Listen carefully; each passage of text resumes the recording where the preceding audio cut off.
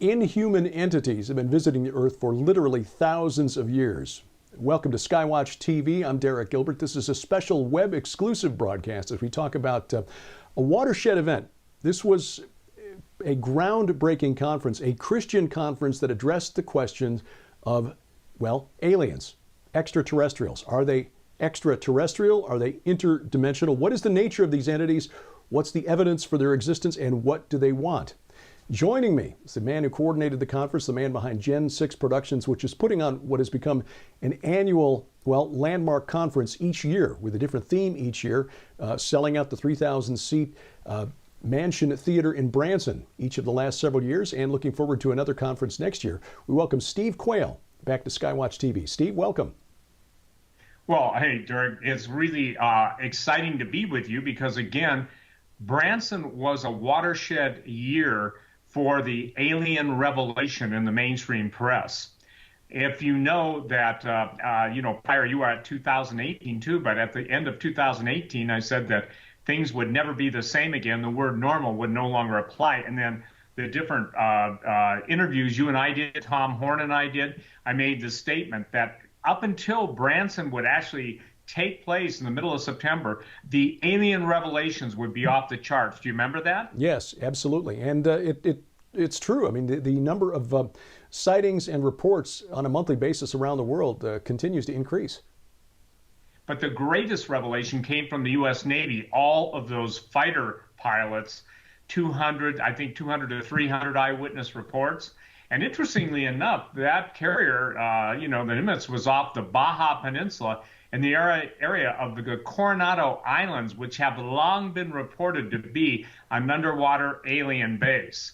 And what's fascinating to me is obviously the men in black, or probably in drab gray uniforms, came on the Nimitz and took all of the recorded tapes of that event off and took them to what I would call Men in Black Never Never Land. But see, it's too late because the cat was let out of the bag. And one of the things that's interesting about the Branson conference that took place, answering the alien question, was the fact that it had such a varied, if you will, group of presenters who presented everything from the extra-dimensional realm, like George Knapp, world-famous broadcaster, winner of a lot of journalism awards, but he talked about Skinwalker Ranch, which Bob Bigelow, the billionaire, Bigelow Aerospace, had purchased, and George was the man that broke that story, as well as Area 51, and talking about the dogmen, and talking about literally all the supernatural encounters that happen. So it's important, Derek, that people understand, and I think this is why it's so critical, that if the Christians aren't prepared for the revelations that are coming, we already know through Tom's work, through your work, through the combined work of Skywatch, that the Vatican's getting ready to even ordain extraterrestrials. I would assume they've already done that, in my opinion, and I'm not kidding. I believe that so many of the world leaders we see are basically fallen angels who can change and transform themselves into ministers of light, have literally taken on human form, if you will, fallen angels and earth drag, So the thing is that Branson was incredible this year, and we had Dr. Michael Lake, we had Mike Adams, who talked about the Oblivion agenda, and Mike had contacted me because over all the years that I've been on talk radio, a quarter of a century, as a talk show host off and on, and then 3 years before that as a guest on various programs, bringing to people the idea that the ability to terrorform, T-E-R-R-O-R-F-O-R-M, as contrasted to terraform, T-E-R-R-A-F-O-R-M, which now is being in the news as far as Mars goes, too. So the revelations that took place in 2019 leading up to Branson were, pun intended, off the charts and literally out of this world. Because, again, that's when all the revelation of, obviously, there's water on the moon, there's water on Mars, has been. So the old water canal on Mars that some of the first astronomers were noting was not something to laugh at. And so the thing that's important is that in the Oblivion agenda, there's someone out there that hates humanity as God created us so much, with so much contempt, that they literally want to wipe us out. And so the aliens, as those who created us, we already know the Catholic Church is going to spring that on what, 1.5 billion Catholics? Now, not all of the Catholics will accept that. But at the appropriate time, the sky gods, which every ancient civilization, your work, my work, and others whose parallel work cross centuries, cross eon, and cross millennia, are basically showing that the central truth of all this, whether they call them the star gods, the sky gods, the whatever, the Anunnaki, and I prefer to call them the Anunnaki because it's a play on words. But the thing is, I obviously understand the Sumerian and the whole legend behind it. But the advanced culture, as Brad Steiger and Jacques Vallée have said, all of these advanced supposed aliens have more in common with mid-century, or excuse me, Middle Age demonology than they do with, basically strangers from a foreign planet coming to figure out humanity. Their case is basically this, and you know this as well. An advanced technology with that kind of, or civilization with that kind of technology doesn't need to be fooling around with the human genome and the male and female reproductive capabilities. So, I believe that Branson 2019 was a watershed event, and maybe an interplanetary watershed event, because again, the true history of the world, as you know, I make the claim, covered up and covered over. It's the same story of the astronomical cover-up. I mean, you're talking about star charts that go back 10 and 20,000 years in the caves of Lascaux and Altamira, Spain. They found an elephant tusk with, I think, 20, 30 constellations on it. And then what's the most perplexing is they have, if you will, the spaceship view or an aerial view of events happening on Earth and different maps that could not be seen from the ground, similar like to the Nazca lines. Mm-hmm. But we had, again, Michael Schrapp talking about all of the different reverse-engineered spacecraft. We had Chase Kletzky from MUFON, the Game Changers, myself. Gary Stearman talked about his alien encounter. I just wish he would have been a little louder. He was so soft that, let me just say this, begging ears want to hear. Yeah. But then obviously you were there as the MC, and, what were some of the things, it's interesting to me. What were some of the things, Derek, that really blew your mind? Because you've been in this, you write about it, you're aware of it, but what were the most striking things? Because people would send me emails going, wow, this isn't a blow wind in our sails. This is launch everyone else's rocket into the world of reality and what's really going on. So what were the things that really spoke to you? Well, as you know, Josh Peck and I wrote the book The Day the Earth Stands Still, which is a play on the title of the 1953 movie with Michael Rennie about alien contact. And so done some research on it. So I found the conference subject matter, fascinating because as Josh and I discovered in researching the book, not only is there a direct connection, we can draw a chain of evidence, and I think we're the first ones to do this, showing that the modern ancient alien hypothesis comes directly from the teachings of Blavatsky and Crowley through the horror fiction of H.P. Lovecraft, which was repackaged by Eric von Daniken into what is now like received wisdom in the UFO community, that the old gods of Mesopotamia were the Anunnaki. They were just star travelers from other planets. That wasn't even a belief until von Daniken repackaged the horror fiction of H.P. Lovecraft, which again he drew on the Thelemic and theosophic teachings of Crowley and Blavatsky to create. So this all was fascinating to me. I found two things especially fascinating, and maybe we can touch on both of these. First was, given that the Nimitz incident was posted to YouTube in 2007, 3 years after it happened, and then kind of disappeared from the web, why did it suddenly become a big issue in December of 2017? But secondly, I thought the most jaw-dropping presentation was Mike Adams talking about the terraforming of planet Earth. That is something, whether you believe in the existence of extraterrestrials or extra-dimensionals, looking at what's happening to the atmosphere, to the environment around us, has got to make you stop and think, wait a minute, something's going on here that's not right. What is the end game? Well, and as I presented in my presentation too, when Mike Adams got a hold of me, my mind was blown because, as you know, I presented how I was tutored for 5 years by a 4-star general who contacted me. He loved Jesus, and I showed what information that obviously I couldn't come up with. But his main theme was that we humans were being genetically altered. And it's interesting. It's just like, if you will, the occult basis of H.G. Wells and some of the other, science fiction writers, especially with things like the Time Machine and the Morlocks and the Eloi and the whole thing of the cannibalism. And then you see the, if you will, Planet Vampire. There was a great movie about the same time as The Day the Earth Stood Still, maybe 5 years later, with Barry Sullivan, and it was called Vampire Planet. And on the Vampire Planet, they had giants, but they had killed each other off, kind of like the Easter Island giants. And most people never even remember this. Here's a great statement for everybody. It's not what you see initially. It's what lies below the surface, or what lies beyond. In other words, where those flying saucers came from, or those starships or spaceships.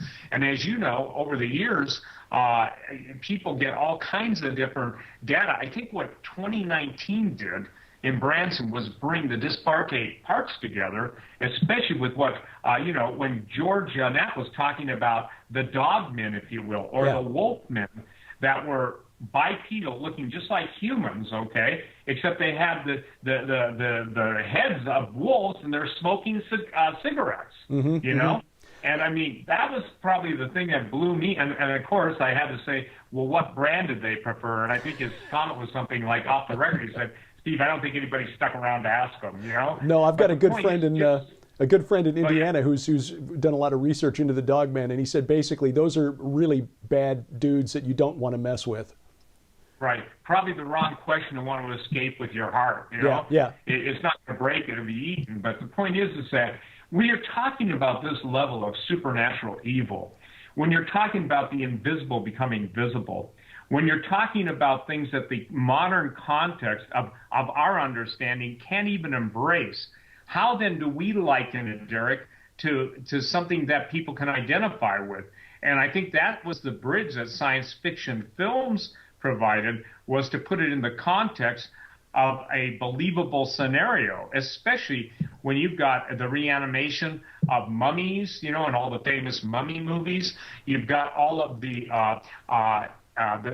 stories of time tunnels opening up. By the way, one of the first TV series on television when color came in being was Irwin Allen's The Time Tunnel. Do you remember that? It's a little bit before my time, but I am a big. It always had a tunnel, and it was kind of like, yeah. I was going to say, you're younger than I am. Big fan of the Doctor Who series, which basically took the same concept in the UK more than 50 years ago, and introduced the same concept to viewers there, the ability to travel back and forth through time and space. Well, again, the thing that's interesting is our True Legends film crew went around the world, and I'm working on this right now, is all of the glyphs, especially the spiral glyphs, and some of them that were seen in Norway, for instance, and everything. The spiral glyphs was the, if you will, the two-dimensional or sometimes three-dimensional representation of time tunnels, of stargates. And what's fascinating is all over the world, they're the same wherever you go. Obviously they don't have feathers on one, but the circle, if you will, the concentric circles, the spiral, is just something that's universal to the stargates, whether it's in the desert Southwest, as you know, Tom Horn, and Skywatch and Gen 6, we did a co-production on the Holocaust of Giants, and it was really an amazing thing. So what's happening now in the alien realm, I can tell you this. In Mexico, as you know, I'm involved with the whole alien Aztec archaeological dig, but what's fascinating, all of those people literally believe that the aliens created us, the ones that are digging up the artifacts, and say they're coming back and they are our gods. They're opening portals, Derek, and I have actual photographs. I didn't take them. They're supplied to me, you know. And the thing that's really even more astonishing to me is that it's not just what are they, it's not just who are they, but more than that, there is a purpose. And I think Jesus said, be ye not deceived. So the point that 2019 Branson Conference did is, I believe, it laid a foundation for people that really want to know the biblical basis, as well as, and by the way, 3 of these people, to my knowledge, aren't Christians, but they obviously, their information was valid, and what they provide, they put another, if you will, they put another angle on the diamond, or they cut that part, they faceted that part of the diamond.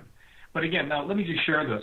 The True Legends 7-disc set, I'll hold it up there for you, but it's available, ladies and gentlemen, at Skywatch TV, and you need to take advantage of this because, again, Derek, I underestimated the demand. Fortunately, Tom, in his wisdom, you guys got enough to cover Skywatch. You know, they're going in right now, as a matter of fact, for redisking, which will be another 3 weeks. So, ladies and gentlemen, the 7-disc set, True Legends 2019 conference, and this is really an imperative set of DVDs to get. So I want to thank everybody that came, especially the speakers, but I think that the initiation that the world is going to be exposed to is going to be one that has an eternal price tag. So I believe we're fighting for the literal souls of men, women, and children in this, because given the, if you will, the misdirection, in my opinion, in the United States of America, where biblical Christianity is being phased out, and the supernatural, evil, Wiccan, all this stuff is coming in, and then blood on the altar, which, you know, I wrote the article for, Tom Horn's book, and now we're seeing a war on the saints and a war within the saints, and we're seeing, I believe what the Apostle Paul said, when men will no longer endure sound doctrine.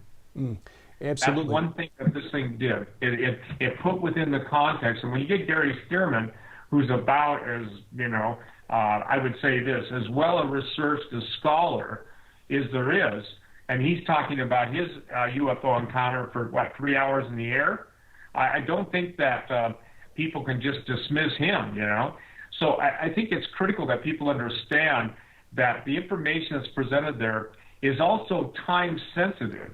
And that means the greatest application of the truths that were presented in Branson on answering the alien question, it's imperative that people get them, because as everything's accelerating, and I said it would, and, you know, I just give God the glory for that statement and all statements, that he's trying to get his people's attention, but he won't force his will on anybody. The other thing I think that was really important is that Dr. Michael Lake said, Kingdom Solutions, the alien question. And what Dr. Lake really laid out is we have answers, okay? We have answers. And where the Christian community and believers, body of believers, fails to answer the obvious questions and just dismisses it, those people that are asking the questions aren't dismissing it. So that's what the benefit of this conference is. Yeah, and it's, as you say, it's very timely.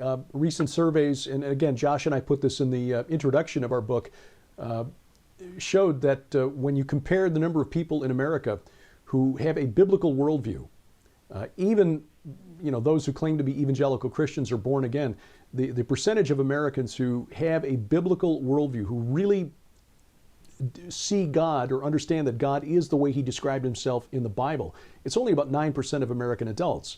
But when you start asking questions about what Americans believe about the existence of extraterrestrials, History Channel, or rather National Geographic Channel, when they launched its new UFO Chaser program back in 2012, their survey found that 36% of American adults believe that we're being visited by extraterrestrials right now. So 4 times more Americans believe in ET than in the God of the Bible.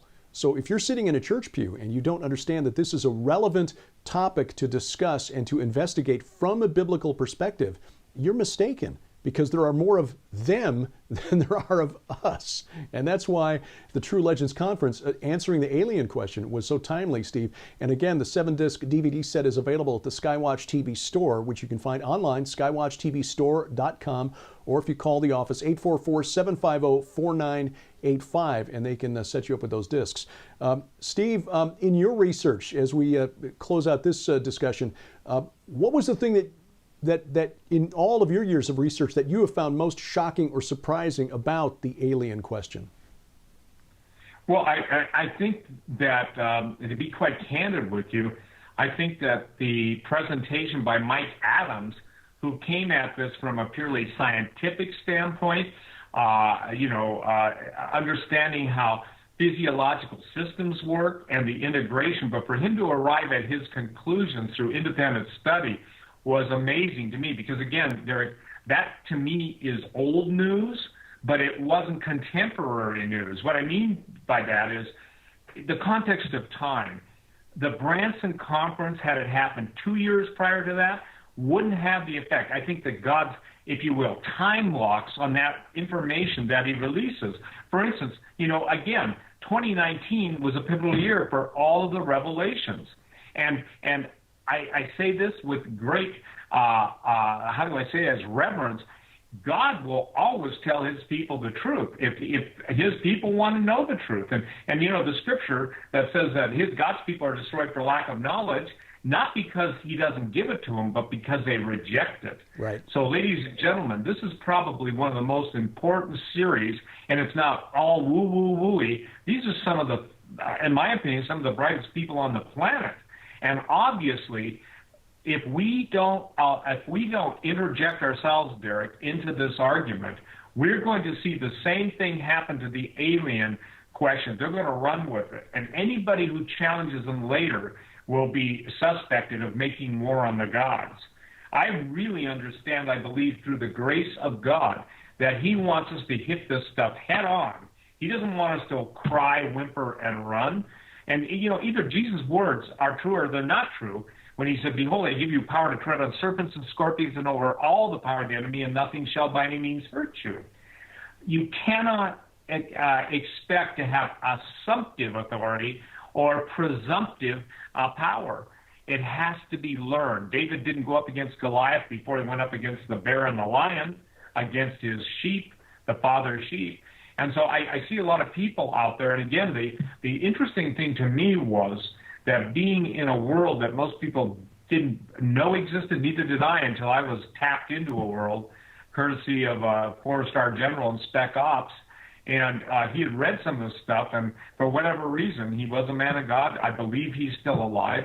But the thing is that when you're talking about that world, and I made a presentation, I said, before I would be allowed into a certain level of briefing, and at no point, I will make this clear, did I ever sign a non-disclosure agreement, a national security agreement.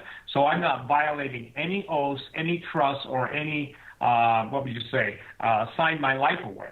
And all I can share is this. People have to learn to pray and discern. But Derek, that was in 2005 through about 2010. But even though I tried to broach that subject, you may even listen to me in those days, and people thought, boy, Quayle's out there. Well, it's true. I was out there. I don't mind telling people I was out there. But while I was out there, I was waiting for everyone else to catch up. That's right. Because, again, the scripture is very clear. A word fitly spoken, season, how sweet it is. So, probably what I've learned the hard way is waiting on God for the correct season. And stuff I shared there, ladies and gentlemen, I had a 130-slide presentation for me, PowerPoint that Good Night with Daniel Holdings put together. It was excellent. It's the only way I could have stayed on cue. It was a marvelous presentation for someone who suffers from ADD, and I'm everywhere. But I think the point got across, and this is the goal. Just like people listening to us right now, they could not know what we know unless we were the ones that told them. Now, someone else can tell them, and I'm not saying they only get the truth through us. I'm just taking away from that. But at the time something you say, or I say, or we say together, or Tom and I say, individually, separate, apart, it always is to impart that bit of knowledge. So it's critical that people get this DVD set. And from the raves, I can only tell you this, it's gone all over the world, all over the world. I've got people from everything from Scandinavia to China to Siberia, to you name it. I mean, just places you go, backwoods, literally in the backwoods of Australia, the outback.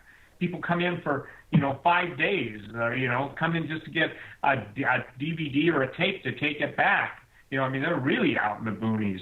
So the thing is that it was a blessing to have all this group of people. By the way, I do not believe this thing could be reproduced in the way it was or in the content that was presented ever again, because it's that time sensitive.